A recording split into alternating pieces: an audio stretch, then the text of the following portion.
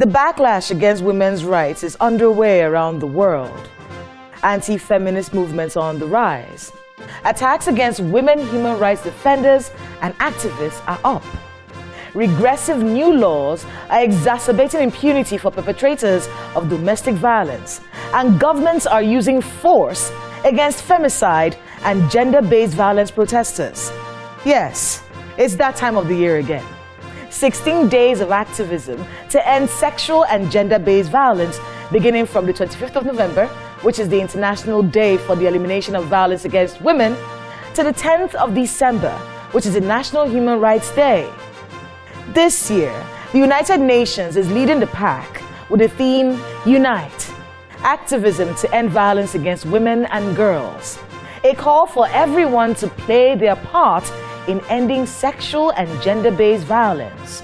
My guest is the Director of Women and Children Department of the National Human Rights Commission, and he helps us unbundle this issue in our interview session. As violence against women and girls remains the most pervasive human rights violation around the world, we look at the various calls to activism in the nation's capital on our FCT in Focus. And we try to find out if Nigerians know what to do when they witness a sexual and gender-based violent act. And as we do every week, we give you a recap of the major stories from Nigeria's capital. Ladies and gentlemen, this is Dateline Abuja.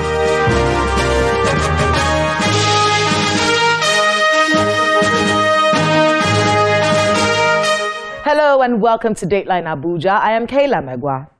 Let's kick off with an update of the main stories from Nigeria's presidency. Ahead of the upcoming elections in Nigeria and other ECOWAS member states, including Liberia and Sierra Leone, President Muhammadu Buhari has pledged that his administration will ensure a smooth transition and bequeath a legacy of free and fair elections, not just in Nigeria but in the ECOWAS sub-region. Delivering his remark at the 2022 second ordinary session of the ECOWAS Parliament during the week, the president also observed that the global economic downturn has negatively affected countries in the West African sub-region, causing serious hardship to its citizens. Let me see this opportunity to reiterate my commitment to free, fair, and transparent elections and smooth transitions. This is one legacy. This is one legacy that I want to bequeath, not only to Nigeria, but to the region as a whole. President Muhammadu Buhari is asking border control agencies and security services within member states of the Lake Chad Basin Commission to stop the circulation of all illegal weapons in the region.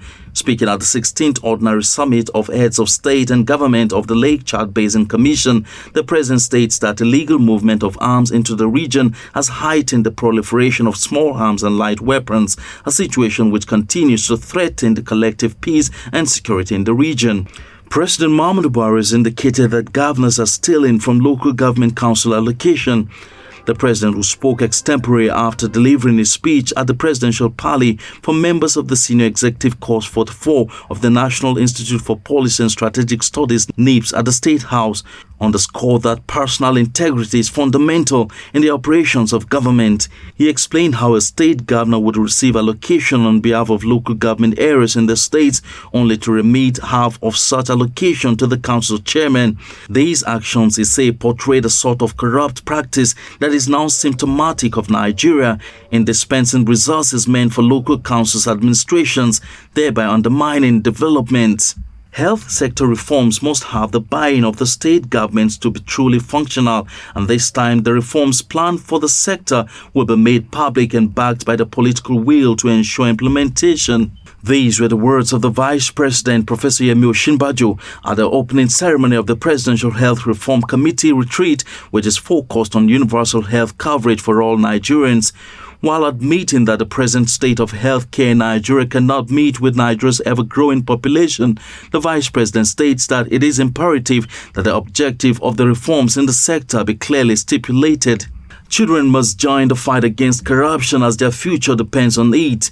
This was the position of the Vice President, Professor Yemi Osinbajo, at the launch of the EFCC Integrity and Zero Tolerance Club's manual at the Model Secondary School in Maitama, Abuja. Manual, which is the guide for the club activities and ensure the success of the program are measurable, forms what the Vice President describes as an all-of-society approach to fighting corruption. President Muhammadu Buhari is seeking the legalization and institutionalization of the National Social Investment Program (NSIP) in Nigeria.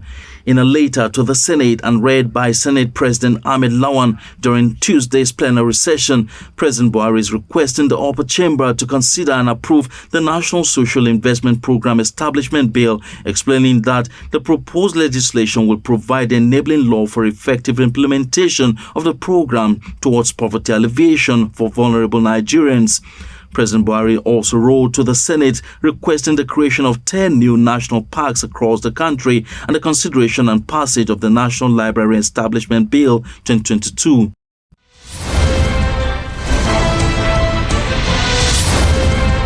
Welcome back. Do you know what to do when you see anyone being raped, beaten, or abused? That's the question we pose to residents of the nation's capital for our focus on the FCT. Activism to end sexual and gender-based violence takes a political turn as the United Nations calls for more inclusivity of women in Nigeria's politics. The National Population Commission wants free family planning services for women. And the Minister of Women Affairs updates on 50% affirmative action and domestication of the Child Rights Act. Please watch this. These visuals are from the middle of March this year.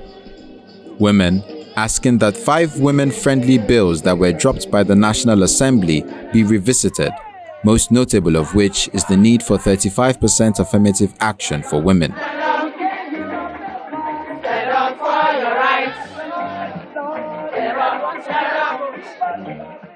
On Wednesday, the 6th of April 2022, about a month after the women's protest began, Justice Donatus Okorowo of the Federal High Court in Abuja ruled that the Nigerian government has obligations to implement the 35% affirmative action and included that the national gender policy is not merely a policy statement, but one that must be backed with requisite action on the part of government. The court agreed with us that over the years, the Nigerian state has been violating the right of women as pertains to participation in governance. That subsequent or several governments over the years has been marginalizing women in their own country. And the court condemned this act and held that the right of Nigerian women to freedom from discrimination must be recognized and enforced by all authorities and persons in Nigeria. For us, it is victory, and for the government, we know that they will acknowledge this and do the needful in terms of ensuring that we have a balanced system of governance that will bring about fast development for the country and that would address all other issues affecting the country. Fast forward to November. It is time again for the 16 days of activism against gender-based violence, an annual campaign that begins on 25th November, the International Day for the Elimination of Violence Against Women, and runs through International Human Rights Day on 10th of December. But what is sexual and gender-based violence? Sexual and gender-based violence is any harmful act of sexual, physical, psychological, mental, and emotional abuse that is perpetrated against the person's will and that is based on socially ascribed gender differences between males and females. Led by civil society, the campaign is supported by the United Nations through the Secretary General's Unite by 2030 to End Violence Against Women initiative. This year, the UN marks the 16 days under the theme, Unite, Activism to End Violence Against Women and Girls. In Nigeria, we saw that the cases of gender-based violence increased. We went from an estimated 1 in 3 to an estimated 1 in 2. That means every time you speak to a woman, when you speak to the next one, she's likely to have been a survivor of gender-based violence. So try and think of it in those terms. Could be the one sitting next to you right now. Advancing gender parity in politics and ending gender-based violence were among the crucial issues illuminated at the 59th ministerial briefing anchored by the Minister of Women Affairs, Mrs. Paula Intallen, at the State House. The minister wants the judiciary to, as a matter of urgency, fast-track cases on gender-based violence, as only 33 perpetrators have been convicted out of over 11,000 cases. We are following the cases, and that's why my worry now is the justice system to fast-track so many of the cases that are still pending. In September this year, the first landscape analysis report in Nigeria, done by the United Nations Population Fund, examining root causes and enabling environments leading to women and girl-child demographics suffering from sexual and gender-based violence, harmful cultural practices, and obstetric fistula, was released. The findings are that female genital mutilation is highest in the Southeast at 50.6%, the Southwest at 32.2%, and the North Central at 30.5%. States with the highest prevalence of female genital mutilation are Kwara with 56.2%, Imo 55.4%, Oyo with 47.9%, and Ebonyi 42.9%. When it comes to obstetric fistula, awareness is generally low across the country. There are over 114,000 cases of obstetric fistula yearly, and at the current rate of the treatment, which is over 2,500 cases per annum, it would take 40 years to clear the backlog of cases. Intimate partner violence is experienced by 1 in 3 women, more prevalent in adolescents aged 10 to 19 years and uneducated women.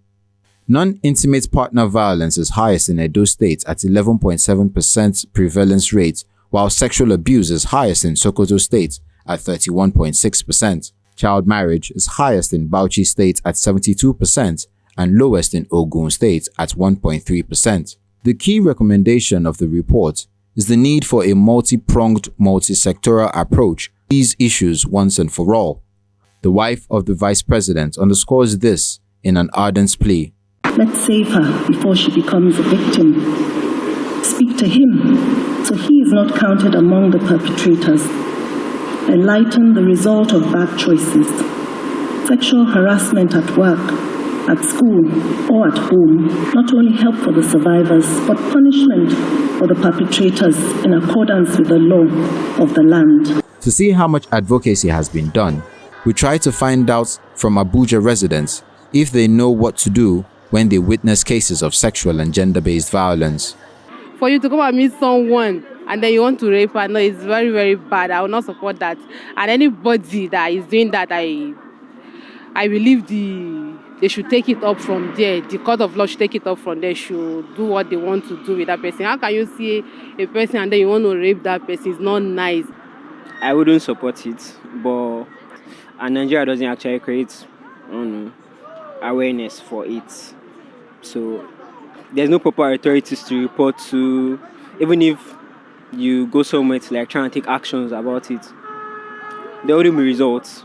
So of course we are not to take laws into our hands, but if I come across such a thing, the first thing I would do is to call other police nearest to me to rescue the situation. If you see a man and a woman, no matter the relationship quarreling, the best thing to do is to come and bring peace among them. But it's a common thing. But the society only tend to talk more about men beating women. So many women are beating men today. If somebody is found in gender-based abuse, we report, and not just a report, we also do sensitization. And that is the reason why you have the correctional facilities for rehabilitation of people that are found wanting in the law, especially with issues of gender-based abuses or violations. Because preventing and responding to sexually gender-based violence is a multi-sectoral and interagency obligation, effective management, oversight, and monitoring arrangements should involve relevant interagency mechanisms, partners, and government institutions, as well as persons of concern. However, as with most societal ill, when you see something, say something. Contact the nearest police station and follow up to ensure the case is followed to its logical conclusion. And if you are a victim of sexual and gender-based violence in Abuja, there's help for you. Reach out to the Sexual and Gender-Based Violence Desk in the police station nearest to you. My guest on the program is Dr. Harry Obey, the Director of Women and Children Department of the National Human Rights Commission. Are we making progress, or are women going to scream again for 16 days and nothing will be done? Is the advocacy to end sexual and gender-based violence yielding any actual results? And what are these results? Is everyone playing their part? Are victims getting justice and perpetrators facing punishment? How realistic is 50% affirmative action for women in Nigeria? Well, he helps us answer some of these questions and much more. Please watch this.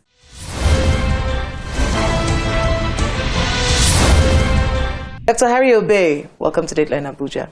Thank you very much. 16 days of activism. And this time, we're trying to get everyone to play their part, unite in the fight against sexual and gender-based violence. Is this one of those situations where the UN has a statement, or we see all the activism going on, or let's do something, but nothing is actually done?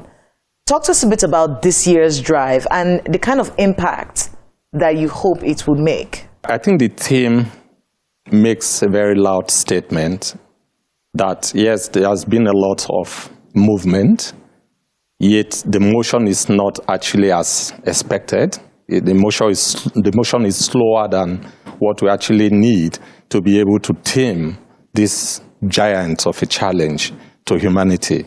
A lot of people have been working in silos, and so there's need for unity of purpose and activism to be able to achieve the desired results. What sector, in your view, has been dropping the ball over the years? I think the dropping of the ball cut across all sectors, because there has to be a tempo to match the magnitude of the problem.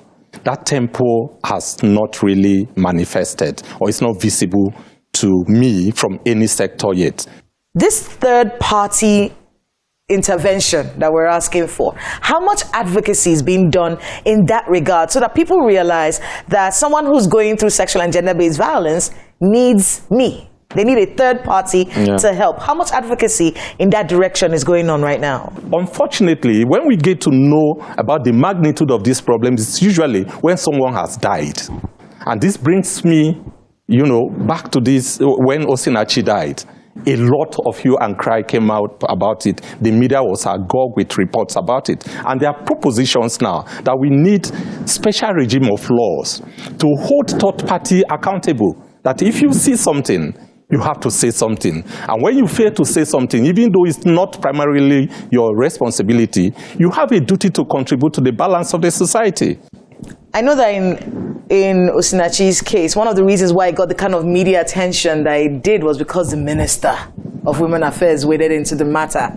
And that brings me to a lot of people who are going through sexual and gender-based violence and do not have that kind of, they're not as popular as the late Osinachi was. They're not able to assess the Minister of Women Affairs. And a lot of the reasons why victims and even third parties decide not to do anything is because of the fact that there are usually no consequences for these actions. You report and nothing is done. There's still the education on how to get the kind of evidence that is needed for convictions.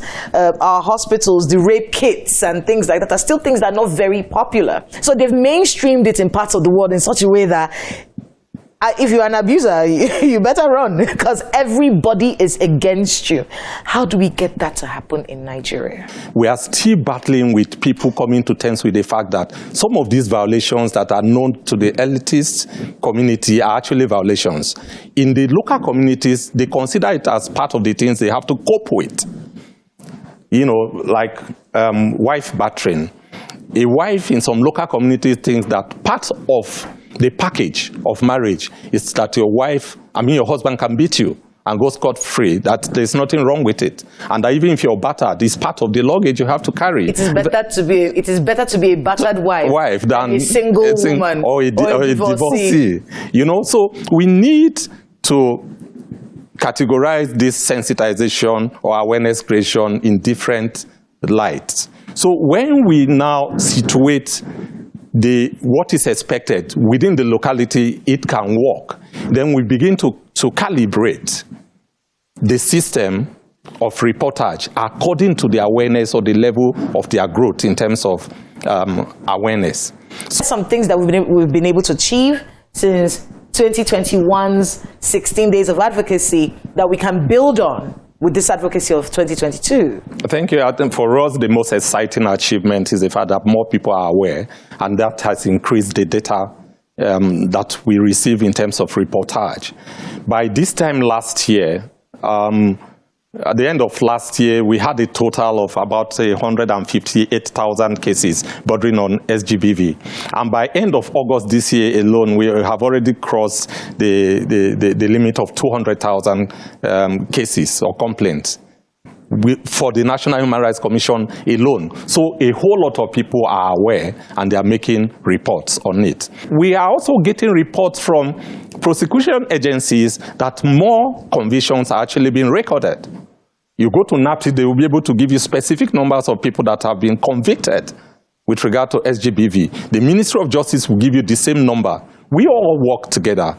If we work by our law, when there's a complaint of human rights violation, and in that complaint there's a criminal element that needs prosecution, our law enjoins us to refer it to the Attorney General of the Federation, the Attorney General of the state, or the police, or any other agency that has prosecutorial powers, and we have been doing that. The difference between a referral from the commission and any other referral is the fact that the referral from the commission carries the weight of enforcement. And so once the commission refers, there must be evidence that it has been acted upon within a time frame specified by the commission. But before we let you go, we do have to wrap up real soon.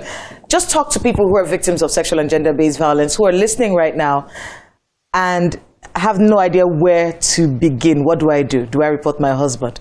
I'm tearing my family apart.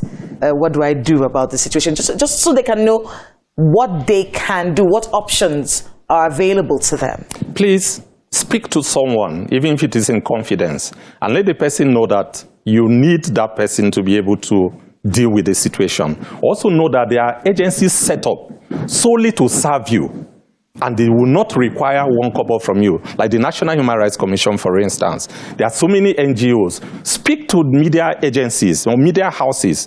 Look for focal persons within those houses that are committed to this project of ending violence against women and girls. You need to preserve some evidence for prosecution mainly. And then what we are advocating now is that we should infuse more of administrative protection for victims and survivors of SGBV than to look forward to just legal consequences alone. What is the administrative protection? Ensure that the person is removed from the violating environment to a protective or a protected environment. Then ensure that there are agencies that have administrative powers to make what we call the protection order. It is not a judicial order. It is an order that gives you some palliative while you gather evidence, to face the rigors of prosecution. And then let everyone know that even though you enjoy it, it is not in your interest. You have to be alive to stay in that relationship. Please speak out. Speak out and speak out. Well, unfortunately, that's why we have to wrap it up today on the program. But thank you very much, Dr. Harry Obey, for being with us on Dateline Abuja, and good luck with the work that you do. Thank you very much, Kayla. It's a pleasure to be here, and we also appreciate Channels for providing the platform. Thanks to Dr. Harry Obey and to everyone who spoke to us today on the program. More than 1 in 3 women experience gender-based violence during their lifetime. More than 5 women or girls are killed every hour by someone in their own family. Less than 40% of women who experience violence seek help of any sort. These are the shameful figures worldwide. Nigeria's figures are even more shameful. 43% of Nigerian girls get married before they're 18. 1 in 5 girls get married before they turn 15. We have the highest number of child brides in the world.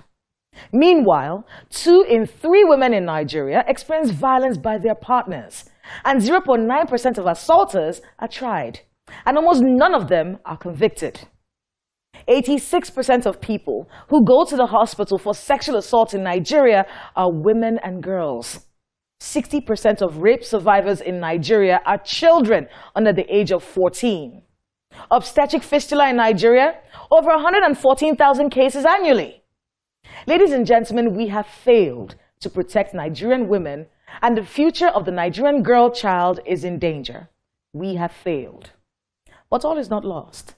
We can change this situation and minimize sexual and gender-based violence if we all play our parts. That's Dateline Abuja this week. Please let us know the happenings in your neighborhood using the social media handles showing right now on your screens. Thank you so much for watching. I'm Kayla Megwa. See you next time.